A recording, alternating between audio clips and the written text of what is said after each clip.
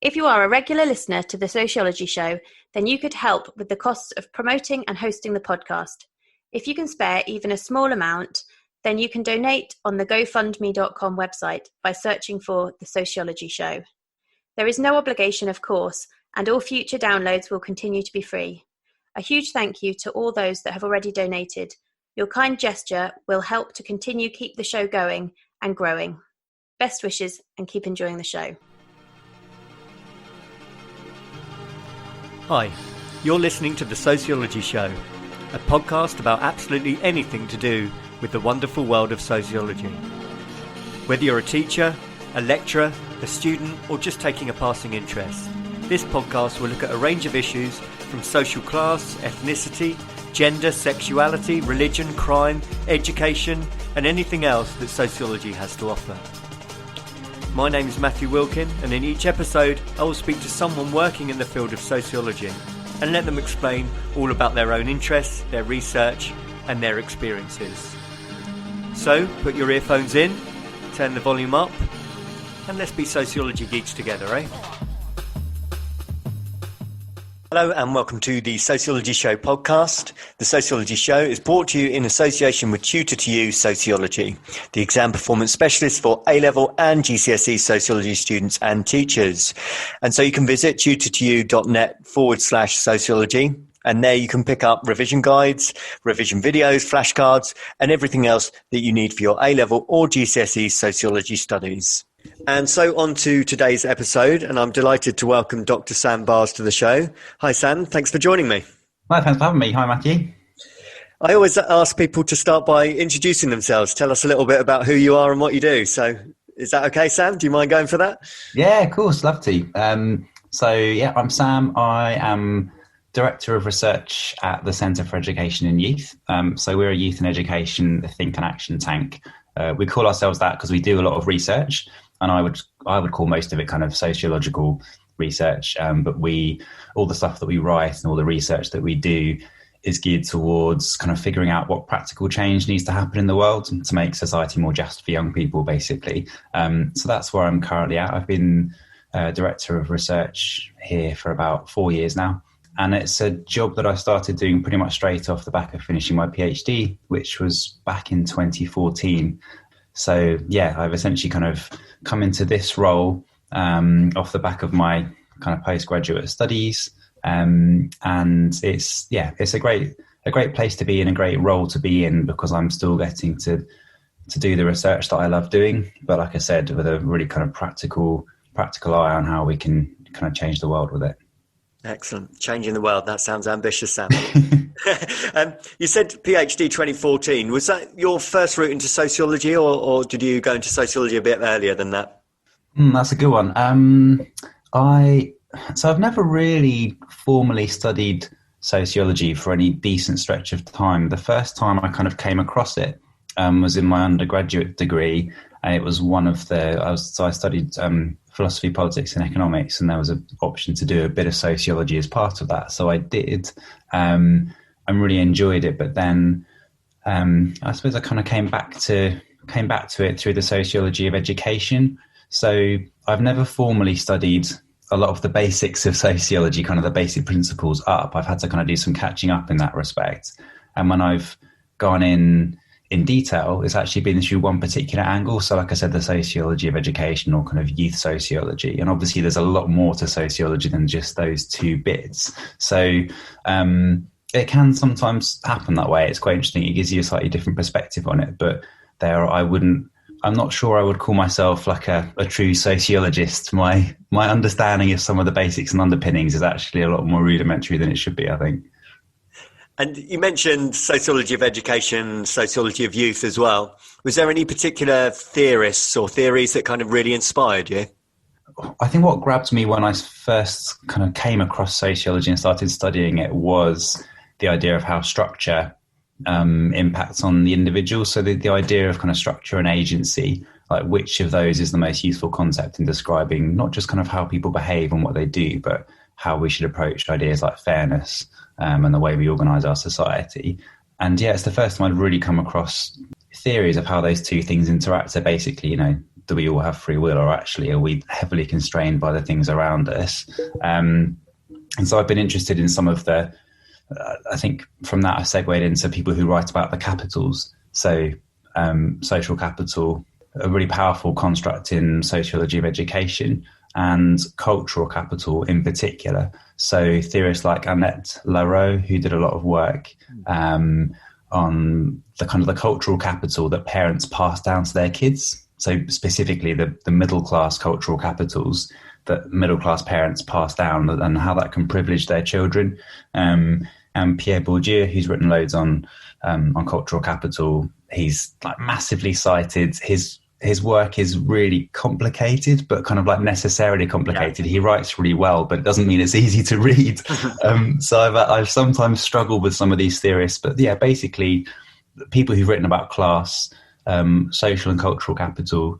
And I would also say in there, you'd have to have some of the great British theorists on class, like kind of John Goldthorpe, who've also done lots of empirical studies. So they've combined really nice conceptual work on what we mean when we talk about things like social class. And they've also aimed to measure it and look over time and talk about how class is shifting, or what we actually see in the world around us when we use those labels. So I've always quite liked theorists who do quite a lot of empirical work alongside the theoretical and conceptual work.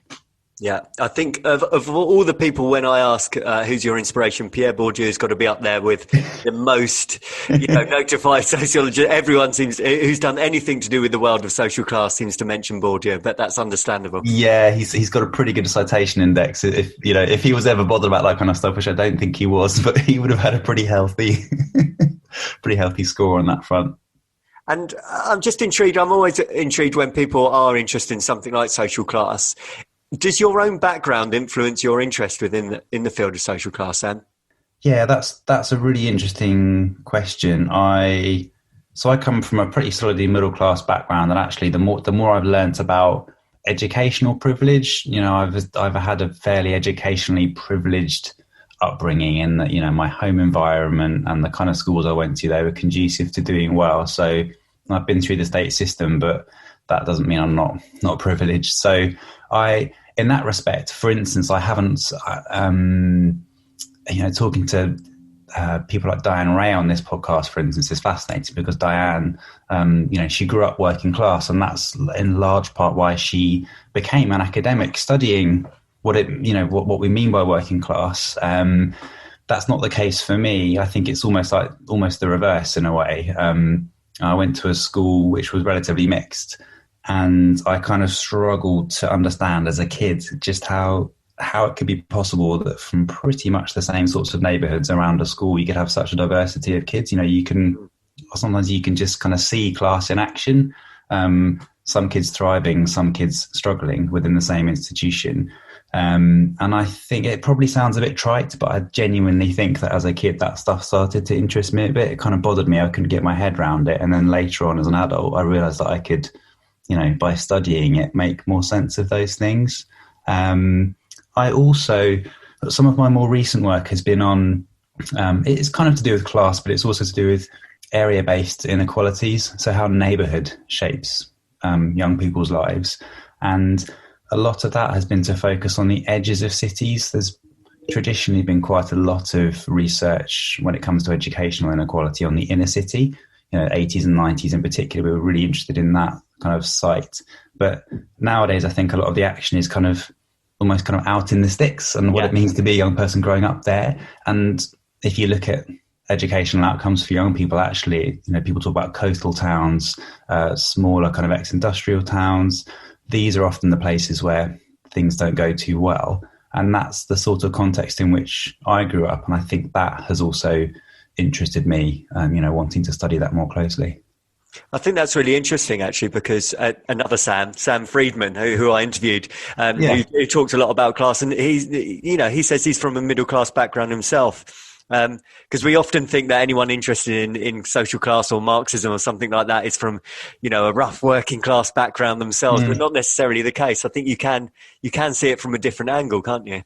Yeah, and I think you can definitely, these things aren't off limits if you don't have the lived experience of them, but it does raise some really interesting questions about the legitimacy with which you can study these things as someone who doesn't, belong to a group, or who doesn't have that lived experience. I've at times been really conscious of the fact that I might, I've written papers on experiences of working class boys, doing my best to get their voices across, with the full recognition that, I'm looking at this from a very particular angle, and it's probably not necessarily the kind of angle they would take. So it's fraught with difficulty, actually, this, but I certainly, Sam's a really good example. It doesn't mean that this stuff is off limits if you don't have that lived experience, but I think you've got to be honest about it. Yeah. So should we go into your own research, Sam? Is that all right? Yeah, I'd love to. Yeah. Okay. So tell us a little bit about your own research, what you do.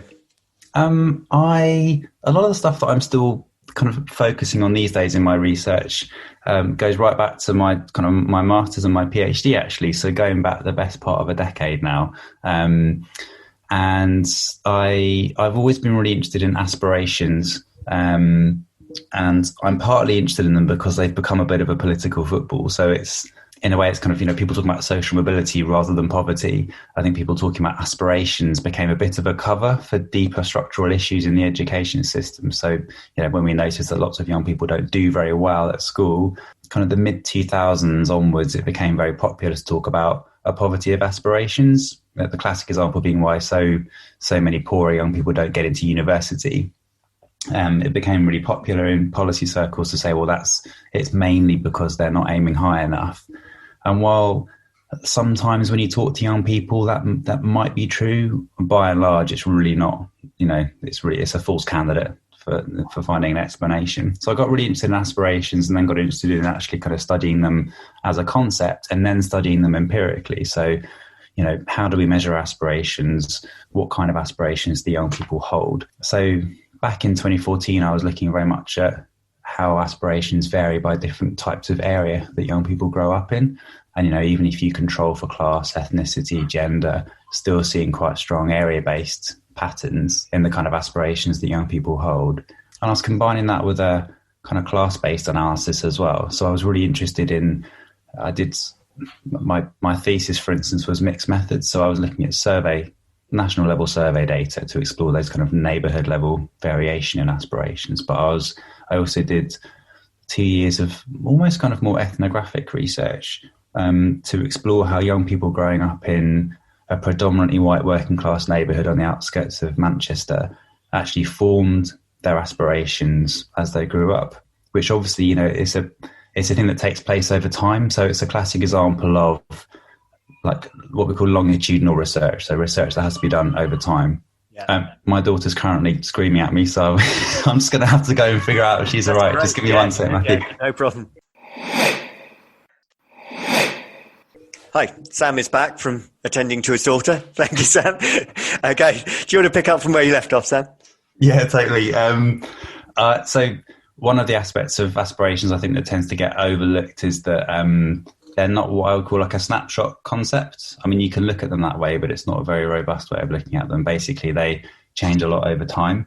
If you ask a young person what they want to do one day of the week, or if you're a particular person like a teacher, you'll get a very different answer to another questioner, or a different time in the week or time in their lives. So you've got to look at them over time, and you've got to look at how they're formed and how they adjust to experiences. And I guess this is where my interest in structure and agency comes in. I think they're a really nice example as a concept of like the clash of structure and agency. Like we think of aspirations as being, like blue sky. As an individual, you've got complete control over them, but actually they're very constrained by what's around you, what other people around you that are close to you, what they aspire to, the expectations that other people have of you. So you quickly get into this territory, really interesting territory of a concept that is very much about the individual, but also very much about the social space that's around them. So that's why I found them fascinating. And I've kind of, I've always been interested in them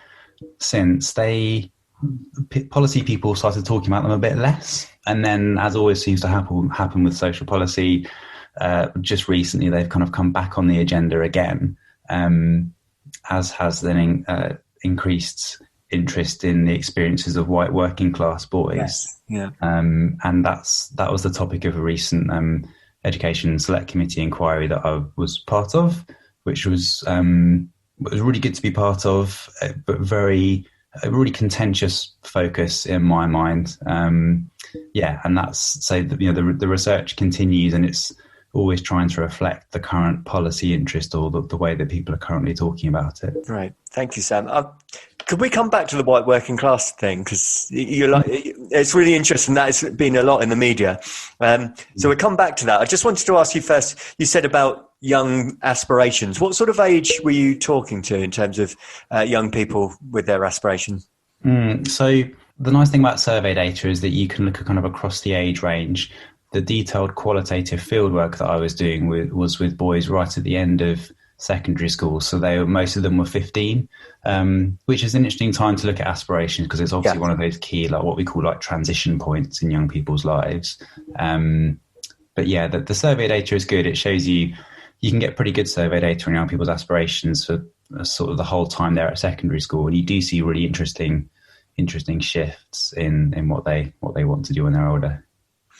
Because, if you look at older studies, or even going back to sort of 70s, Willis's study and so on, there's often this idea that poorer classes have a kind of fatalistic attitude and that they just assume they're going to end up in a working class job.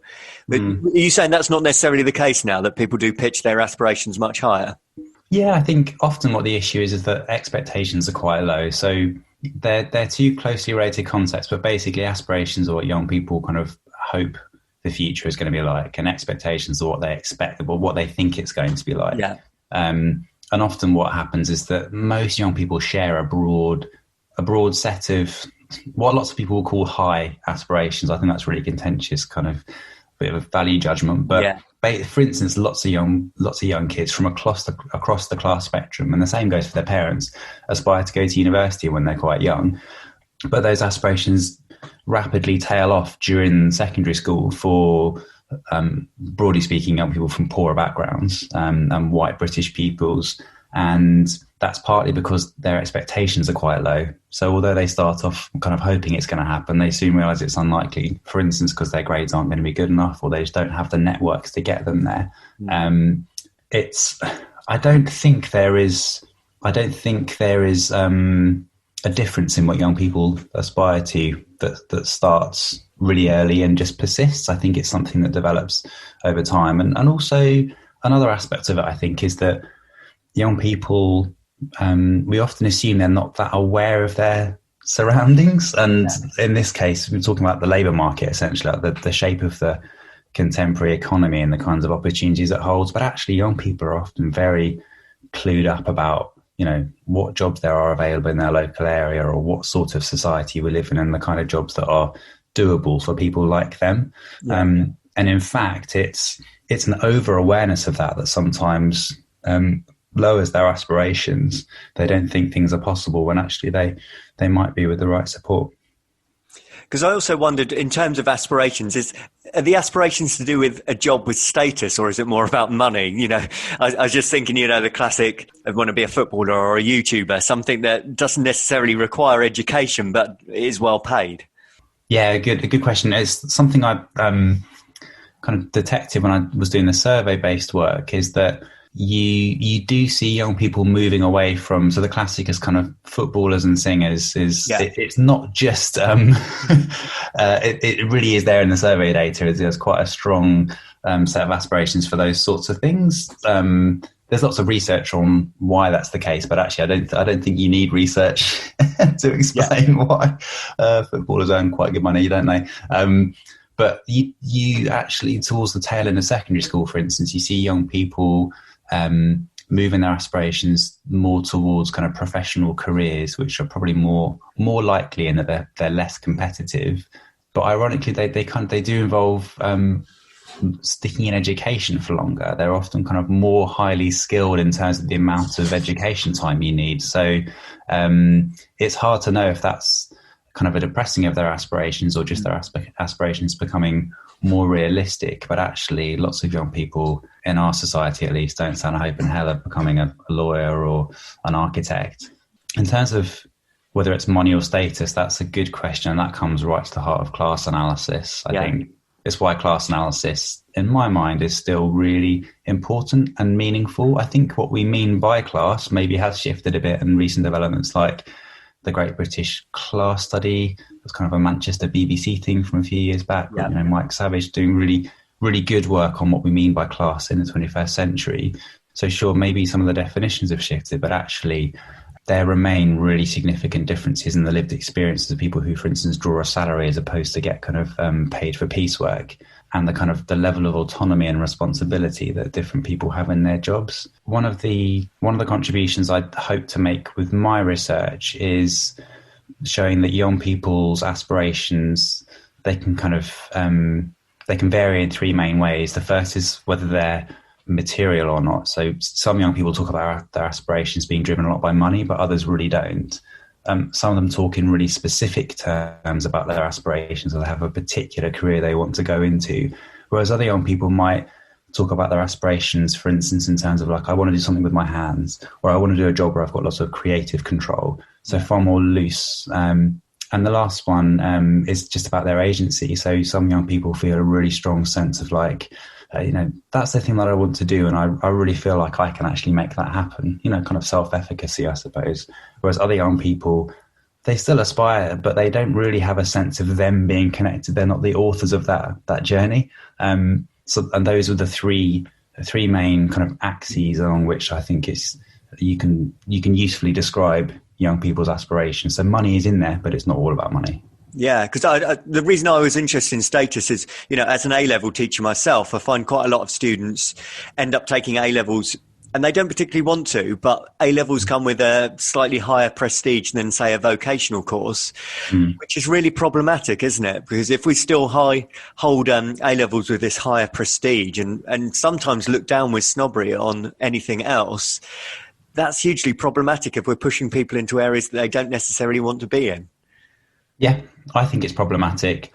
It's also an area in education policy that, we've been here before. There have been people, for a while we've known that we don't have a very good vocational training system. And also there's this huge disparity in esteem. Like, it's the kind of that situation where for a while now we've tried to say, no, vocational courses really are on a par with A-levels. And I think, in some ways they are. The truth is they are, but that doesn't mean that's how society sees them or how people in elite positions see them, because they certainly don't. And that's just the brute truth of it. It's difficult news to deliver to a young person, but I think they do deserve to know the truth. It doesn't mean, though, that we can't move to a system where there is genuine parity of esteem. But I think it is problematic, and it's problematic on all kinds of levels. It's an issue because it shuts some young people out of what might be actually the course for them, or a route that probably suits them better in terms of what makes them tick, what makes them enjoy learning. It's problematic because it means that we often don't develop the kind of skills we need for our economy. So in quite a hard-nosed sense, the business case for it is really strong, for instance. But also it's kind of like increasing numbers going to university, because there has been a huge increase in the proportion of young people going to university. But unless we have the space in our occupational structure to accommodate meaningfully all those young people with degrees, actually you're sort of leading people down a path that doesn't lead anywhere. So that's kind of like a simplistic way of framing it, but I think it's a real issue, that we have such a focus on the academic route. I hope that in 20 years' time we might have cracked it. Yeah. But it's strange, isn't it? Because I was talking about this with students the other day, actually, that in terms of social class, for example, something like a teacher would be seen as a middle class occupation, but actually you can earn far more money being a plumber or electrician or something like that. But still, people might have the aspiration for their quote middle class job, even though you could earn far more money in a trade. Yeah, it just goes to show that aspirations can be driven by a whole range of factors. And I'm often really heartened when you're talking, or when I've been talking to young people about their aspirations, that they have the big picture in mind. And I think as adults, this is something that we forget, partly because as adults, we're not very good at keeping the big picture in mind. But, your job isn't everything. Young people also have aspirations for a certain type of family life, or to live in a certain kind of house, to have a certain number of kids or no kids. And all of those things are hugely significant. It's not just about your job. And actually, while we talk about class, primarily in terms of occupations, and I think that does make a lot of sense. There's more to class than just your job. So I think it's really encouraging that, and young people should be encouraged to think of their occupational aspirations in the round and how they're going to fit with other aspects of their life that are important to them too. Yeah, agreed. Can we tackle the question of the white working class boys in particular, isn't it, underperforming?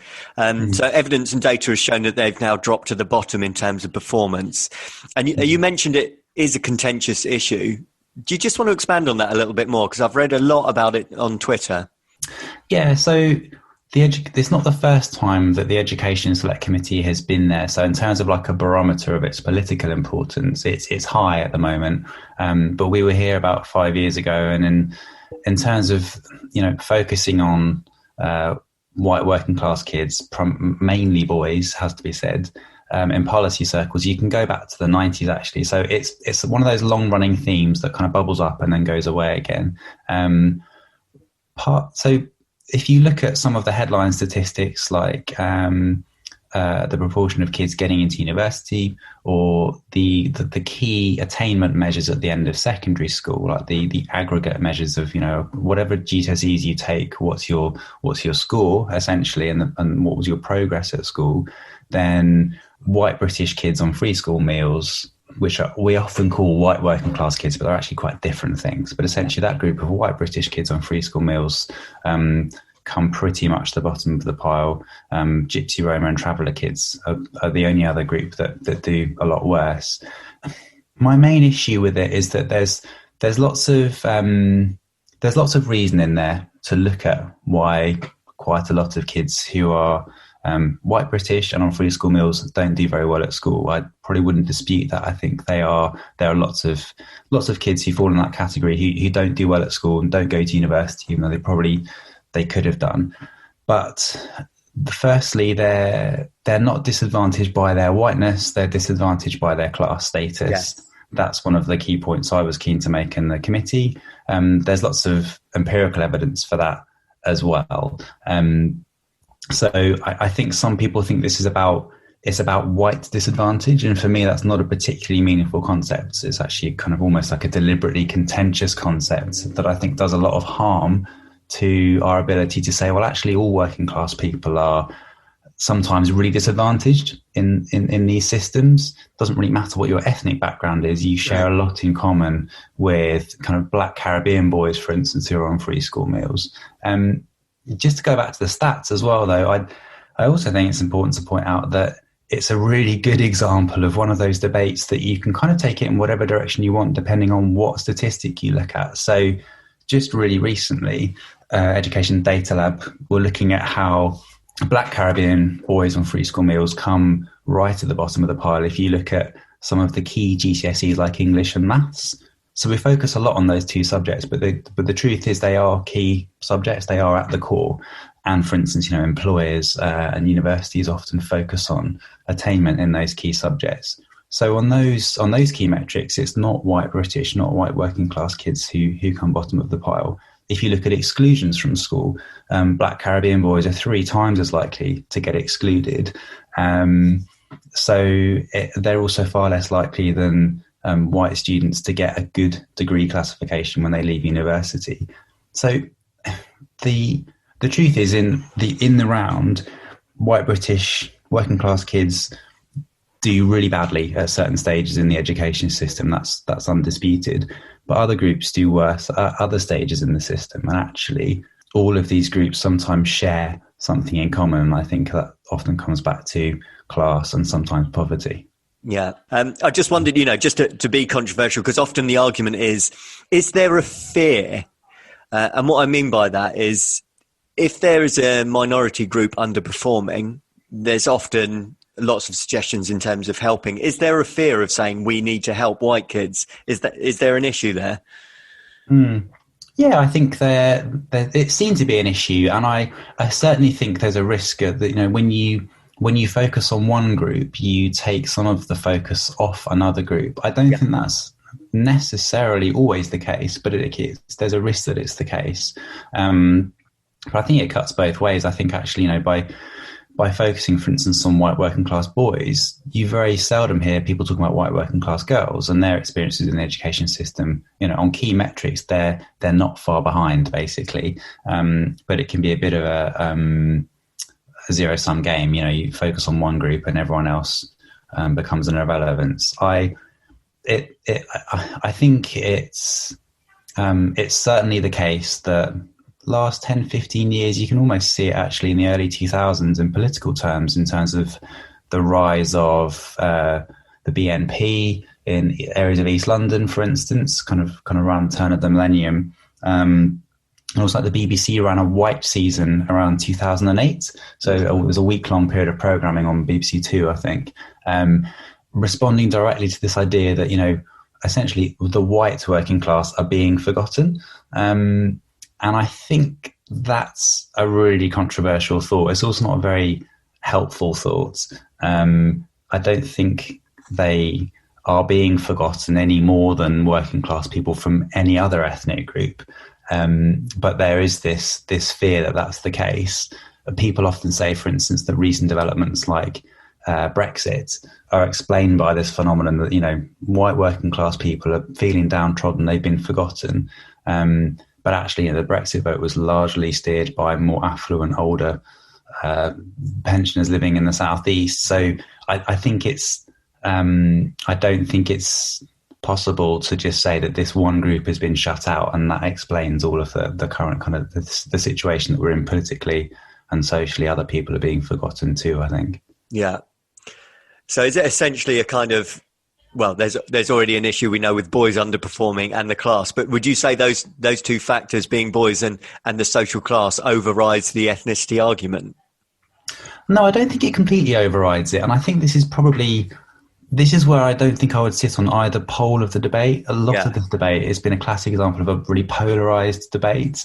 There was a debate on Sky News not long after the Education Select Committee, and it was essentially really polarised. And I don't think that's hugely helpful, because there's been some really good research, for instance, from a sociological perspective, essentially tapping into the idea of intersectionality. So saying, when you say white working class boys aren't doing well, it's like, okay, well, hold your horses. We've got a group there you're defining in terms of their gender, their class, and their ethnic background. Which of those factors is the most important, or is the effect of class different for different ethnic groups? And actually, it kind of is. So the social class gradient, for instance, in educational attainment is the steepest, it seems, for white British kids. So the difference between white British working class and middle class kids is greater than it is for working class and middle class kids from other ethnic groups. Yeah. So it's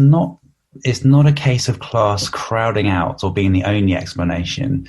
All of those aspects, they do matter. We know that, for instance, boys' early years development does differ from girls' early years development. But I think it's safe to say that class is the main thing going on here, but the other two factors do still matter. And some people like to say that they don't at all. Ethnicity is not a factor here, but I think there are some differences. Thank you, Sam. Can we return a little bit back to more of your own findings? Was there anything else you'd like to tell us about your findings from your research on young aspirations? One thing that I'd like to pick up more, and I've kind of had a rejuvenated interest recently in what other researchers have been doing. It kind of happens sometimes, and it's really nice when you think you've kind of done a certain theme of research to death, and then someone pops up and does something really new and refreshing on it, and it makes you want to go back to your own data and have another look. And that's kind of happened for me recently. The Social Mobility Commission, who are this kind of arm's length body from government, they've been doing some quite strident reports recently, actually, on the huge area-based inequalities in social mobility. So young people's chances of getting on or reaching a different occupational status to the one that their parents had, or earning more than their parents did. It varies massively between not just kind of the north and south or different regions, but on a micro neighborhood level basis, you see some huge disparities. I think that's really interesting work, and I'm keen to pick up the area-based focus again.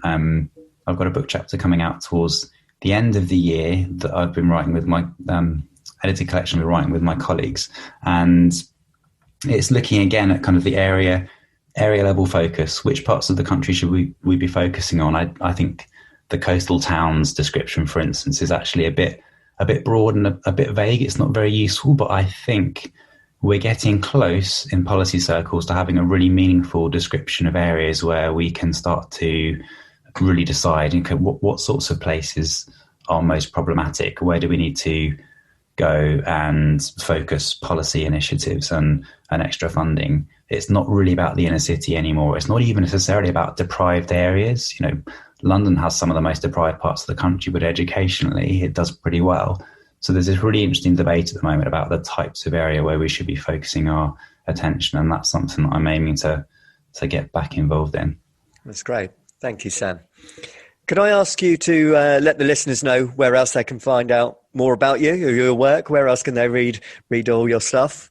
Oh yeah, I'd love to. So the Centre for Education and Youth website and blog is a good place to head. I've got my own website which has all kind of musings on it. So if you just Google Sam Baars, you'll find that. And I'm also on Twitter, and I'm fairly active on there, sharing thoughts, asking questions. And hopefully what people will find is it's kind of it's a mixture of, there's some sociology in there, there's empirical research from kind of other academic fields in there. And the colleagues that I work with have a really strong kind of practitioner focus, which is where the action side comes in. So yeah, hopefully there'll be some interesting reading in there. Brilliant. Thank you so much for your time today, Sam. I really appreciate it. Thanks, you too. If you are a regular listener to The Sociology Show, then you could help with the costs of promoting and hosting the podcast. If you can spare even a small amount, then you can donate on the GoFundMe.com website by searching for The Sociology Show. There is no obligation, of course, and all future downloads will continue to be free. A huge thank you to all those that have already donated. Your kind gesture will help to keep the show going and growing. Best wishes, and keep enjoying the show. Thank you for taking the time to listen to the podcast. If you would like to contact the show or be interviewed, then please email thesociologyshowpodcast@gmail.com.